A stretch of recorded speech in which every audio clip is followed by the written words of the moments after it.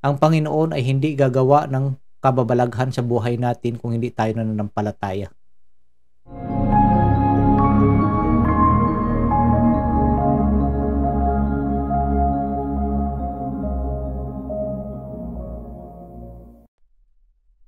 In the name of the Father, and of the Son, and of the Holy Spirit. Amen. Easter Prayer. Blessed are you, O Mary, silent witness of Easter. You, O Mother of the Crucified One, now risen, who at the hour of pain and death keep the flame of hope burning. Teach us also to be amongst the incongruities of passing time, convinced and joyful witnesses of eternal message of life and love brought to the world by the risen Redeemer. In the name of the Father, and of the Son, and of the Holy Spirit. Amen.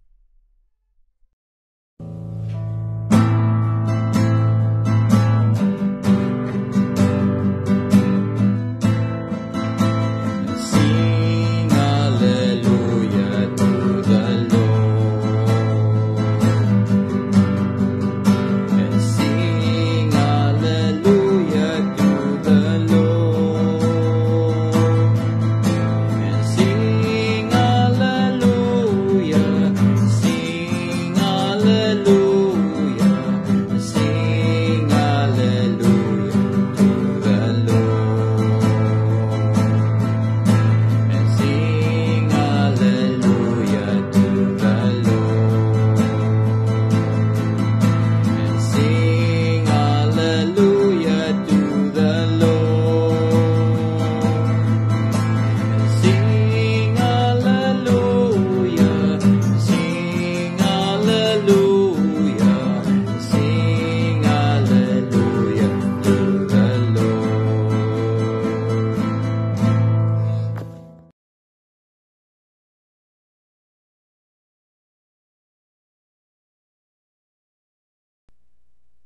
Ang mabuting balita ng Panginoon ayon kay San Mateo, Kapitulo 13, versikulo 54 hanggang 58. Papuri sa iyo, Panginoon.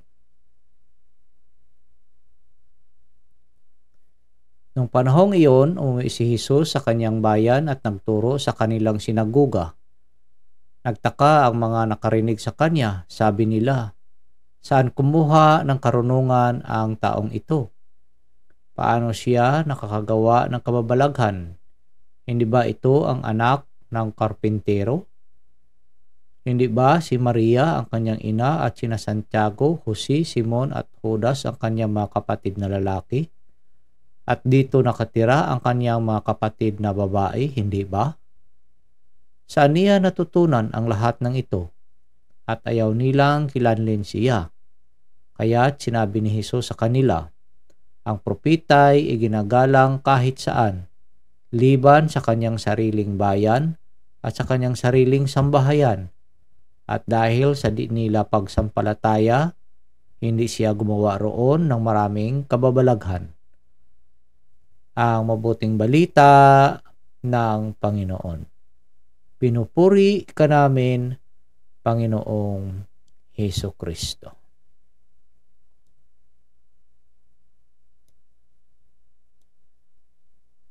So, isang mapagpalang first Wednesday po of the month of May, mga kapatid. Una-una po sa lahat, ako po ay nagpapasalamat sa ating poong may kapal sa pagkakataong ito na pinagkaloob niya po sa atin upang tayo po ay makapagbahagi ng kaniyang mabuting balita. So, kamusta po mga kapatid? Kamusta po ang Miyerkules natin? Sa lahat ng may mga devotion sa Our Mother of Perpetual Help, today is first Wednesday. Sana nagawa po natin ang ating pagde-devotion, pagnonovena.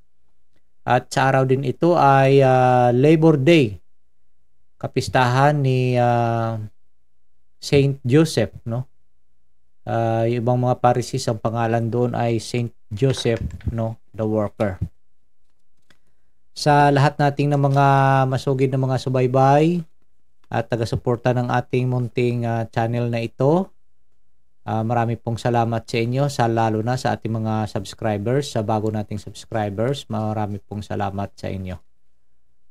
Sa araw na ito ay pagninilayan po natin ang ating gospel from San Mateo, St. Matthew chapter 13 verse 54 to 58.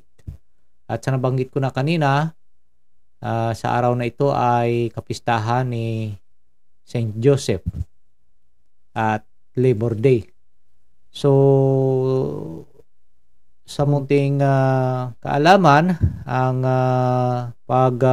devotion to St. Joseph, nagsimula noong Joseph, noong 1889, at noong 1995, si Pope Pio II itinatag ang devotion sa kay St. Joseph,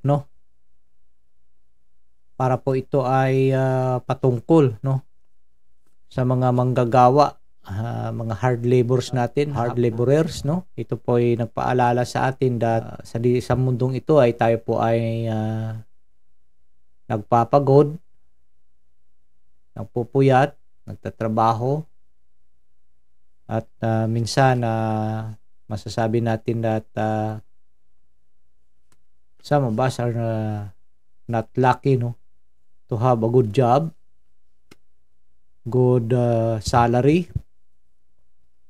Ang iba po ay sabihin nating underpaid, walang mga benepisyo, but dahil sa kahirapan napilitang magtrabaho para lang lagay sa hapagkainan, ng pamilya. At yung iba naman, kapag sa palaran sa ibang bansa para sa kabutihan ng pamilya. May mga pinalad, may mga hindi naman pinalad, But of course, yung mga pinalad na magkaroon ng trabaho sa ibang bansa, masasabi nating pinalad nga, na magkaroon ng trabaho, but din ang hirap na tiniis ay labis-labis para lang sa pamilya. So mga kapatid, ipanalangin natin ng lahat ng mga manggagawa, idulog natin ang ating mga mithiin, ang ating mga problema sa kay St. Joseph. Lalo na kung may problema tayo sa ating pinagtatrabahuan, panalangin natin na ma-touch, yung puso ng mga may-ari, top rank of the company, na titignan yung mga trabahador, yung mga hard worker, na mabigyan ng tamang sahod. At yung mga nang-aapi, sa kanila mga trabahador, panalangin din natin na sana nawa na yung pagmamahal, sa mga manggagawa ay ipairal ng may-ari ng kumpanya, O panalangin natin sa gabay at tulong ni St. Joseph na mga lahat ng ito ay mabigyan, ng kasagutan, na sana yung mga nagdadasal, yung humihingi ng kunting increase sa kanilang mga sahod ay mapakinggan, So mga kapatid, naghihirap tayo sa mundong ito, but then ialay natin ito sa ating Panginoon. Sa ating mga tatay, sana naway tularan natin si St. Joseph, how he raised his family, kung paano niya inalagaan ang kanyang mag-ina, ang ating Panginoong Jesucristo, at ang mahal na Birheng Maria. Sana tayong mga tatay ay bigyan natin ng pansin at pagpapahalaga, pagmamahal ng todo ang ating pamilya. Lahat ng mga bagay na makakayanan nating maibigay sa kanila, no? Ang kanilang mga pangailangan ay gawin po natin. Tularan po natin kung paano ni Saint Joseph tinaguyod ang kaniyang pamilya. Saint Joseph, pray for us. At dito sa ating Ebanghelyo ay dito yung identity, no? Yung tinatanong, saan kumuha ng karunungan ang taong ito? Diba, mga kapatid, ng ating Panginoon, sa lugar niya mismo, nandoon siya para magturo. Nagtuturo doon siya sa mga sinaguga. Ba't din ang mga naroon sa lugar niya mismo? Hindi pa siya ibang may doubt, no? Porque anak lang ng karpintero ng simpleng pamilya. May mga manifestations na siya, no? Nakagawa na siyang mga himala, kababalaghan, nagpagaling ng mga may sakit. Ba't din sa lugar niya mismo? Dahil karpintero lang. Para bang sabihin natin na ini-small, no? Anong kakayahan ng taong ito? Samantalang ganun lang siya. Bakit nakagawa siya nito? Diba? Kagaya rin sa atin mga kapatid, sometimes, no? May isang taong masasabi natin na low profile sa lugar natin. Tapos biglang naging mabuting tao, no? Or nakagawa ng isang bagay na parang hindi matanggap ng iba, no? May iral na yung inggit, kini-question, no? Ano lang yan, ano na yan eh. Bakit? Ganun ba, no? Karamihan sa atin mahilig ng ganun. Ano lang yan eh. Tricycle driver. No? Bakit? Ganito na siya ngayon. Ano bang naalala ko tuloy yung kwento ng tatay ko. Nung dumating siya sa Amerika, but before that, of course, siyempre mahirap lang kami. Sa lugar ng tatay ko ay ibang nagtatrabaho lang sila sa mga mayayaman na may mga malalapad na lupain. Sabihin natin ultimong trabahador, no? Yung tawag sa amin yun, nag-aagsa or basta yun lang, tinatrabaho mo yung lupa ng may-ari and then yung may share lang kayo, no? Sa kita or sa produkto, no? Kayo ang nag-aalaga, lahat. Ano ba? Maintindihan ng, sa mga farmers, no? Sa mga manggawa, maintindihan nila ito. But din nung dumating dito ang tatay ko sa Amerika, nagkita sila, no? Swerte no? Or I don't know kung anong pagkakataon, nagkita sila ng amo niya doon sa lugar nila. Hindi ko lang babanggitin ng lugar, pero alam nilang karamihan kung saan yung tatay ko. No, nagkita sila dito. Tapos tinanong pa siya, bakit ka nandito? Ibang nagtataka, no, na ultimong taga-araro, taga-gawa ng lupa nila, nakarating sa Amerika. Yun ba? So, dito sa ating Ebanghelyo, dito natin makikita din eh. Kasi ang ating Panginoon, mula lang sa simpleng pamilya, di ba?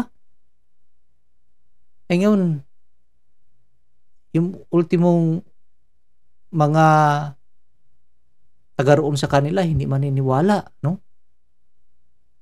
Sometimes tayo, mga kapatid, ganun din. Kuni-question natin yung kung ano man ang narating ng isang tao. Porkit ganito lang, ganyan, di ba? Ano lang siya, ganito, ganyan. Ibang hindi natin, no? Hindi natin matanggap ng isang tao ay mag umasinso, no? Or naging ganyan siya, no? Masinso, sabi natin masinso sa kanyang buhay or nagbago, no? Kagaya ng halimbawa, yung nagiging lay minister, no? Sa simbahan. Yung lectors, no? Samantala kung titingnan mo yung tao na yun ay dati ay lasinggo, babaero, lahat ng ibang background niya yung kasamaan nandoon, ano? Andin biglang nandoon na sa simbahan. Maraming tumataas ng kilay ay gawa ganyan, no?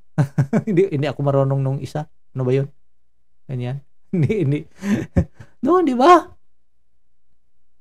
Dito, para bang ibang masasabi natin may crab mentality din, no? Dito yung mga audience, no? Or yung mga taga roon sa lugar ng ating Panginoon, no? So sa ating buhay, karamihan, hindi man lahat, but karamihan ganito ang feelings, no? Yung pagkainggit ba, no? Sa kapwa. Yun ang nangingibabaw.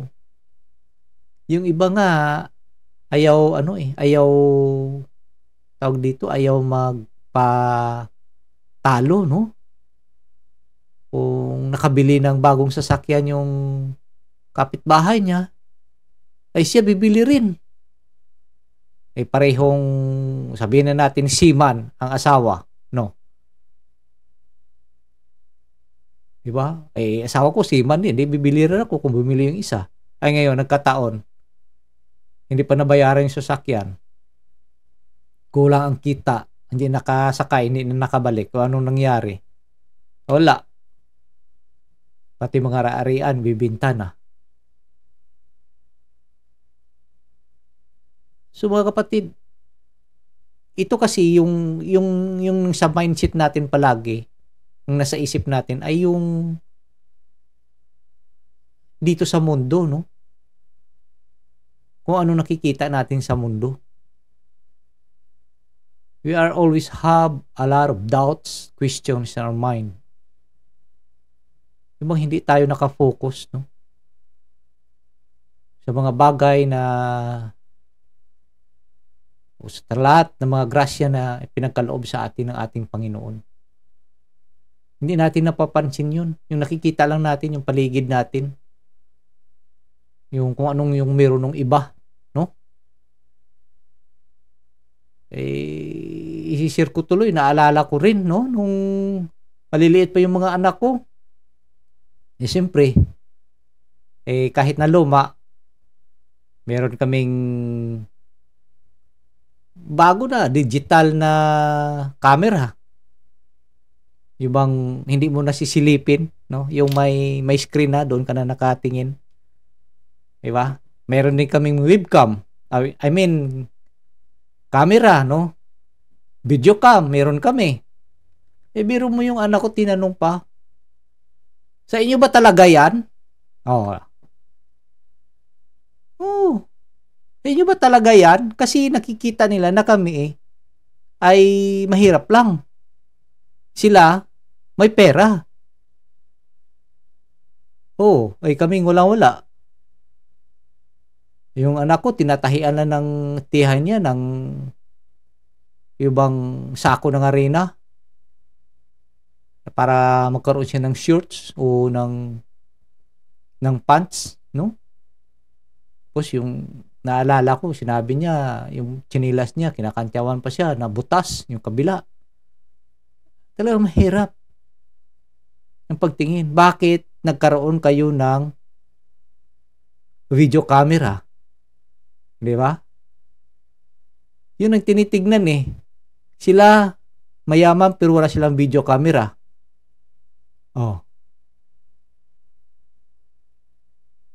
Ganito rin, no? How related sa ating ebanghelyo, no? Yung buhay. Minsan ganun ang buhay, mapagbiro. Ang buhay, mapagbiro. Kini-question kung ano ang estado ng isang pamilya. Kino-question ang kalagayan. Nung biglang may manakita, ki-questionin. O mga kapatid, itong mga bagay na ito sa awa ng Diyos. Diba? Yung mga tao noon na masasabi natin na talagang meron sila sa buhay nila. Medyo may karangyaan yung pamumuhay nila. Bumaliktad. Kung anong hirap namin na dinanas noon, sila marangya. Nung bumaliktad, yung hirap na dinanas namin noon, naranasan din nila. Kung kami ang naging trabador nila, bumaliktad. Sila naging trabahador namin. Hindi sa malalawak na lupain, no? Sa mga simpleng bagay. But then, of course, grasya ng Diyos binigay. Nasasabi ko sa mga anak ko, pamilya, huwag na tayo mag-isip nung nakaraan. Kung lumapit sa atin, ano man ang ginawa nila noon sa atin, lumapit sila sa atin. Pag meron tayo, kaya natin, tulungan natin. Kalimutan na natin yun. Yun mga kapatid. Yun sa ating Ebanghelyo, hindi nakagawa ng kung anong kababalaghan o anong kuwan dun sa lugar dahil sa hindi sila nananampalataya. So ganun tayo mga kapatid. Ang Panginoon ay hindi gagawa ng kababalaghan sa buhay natin kung hindi tayo nananampalataya. Yun, alalahanin natin yun.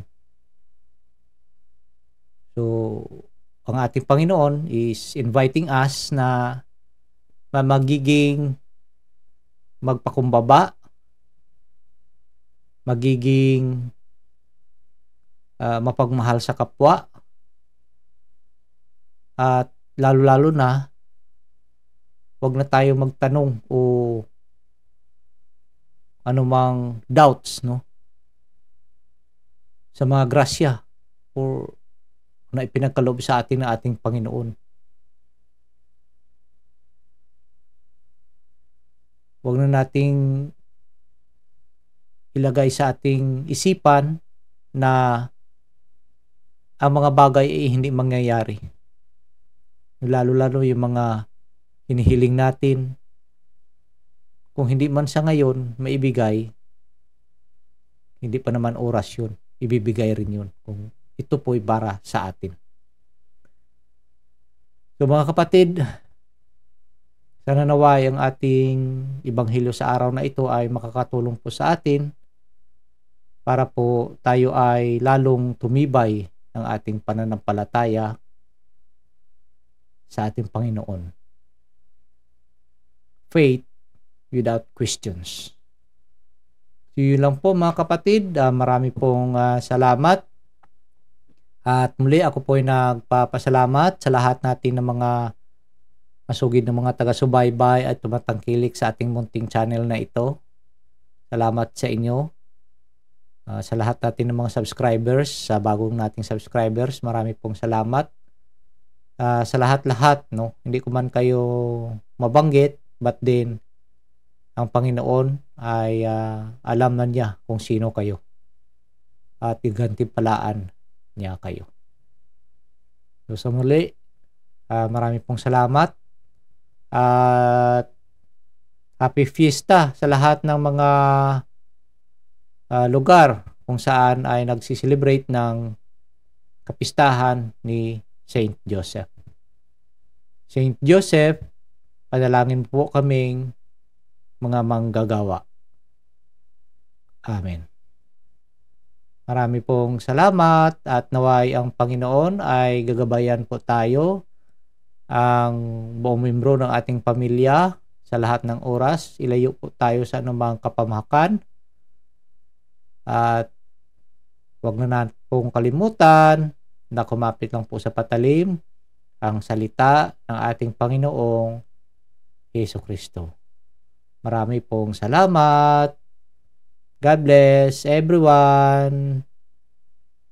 Manalangin po tayo. Sa ngalan ng Ama, ng Anak, ng Diyos Espiritu Santo. Amen. Spirit of wisdom and understanding, enlighten our minds to perceive the mysteries of the universe in relation to eternity. Spirit of right judgment and courage, guide us and make us firm in our baptismal decision to follow Jesus' way of love. Spirit of knowledge and reverence, help us to see the lasting value of justice and mercy in our everyday dealings with one another. May we respect life as we work to solve problems of family and nation, economy and ecology. Spirit of God, spark our faith, hope, and love into new action each day. Fill our lives with wonder and awe by your presence, which penetrates all creation. Amen. Sa ngalan ng Ama, ng Anak, ng Diyos Espiritu Santo. Amen.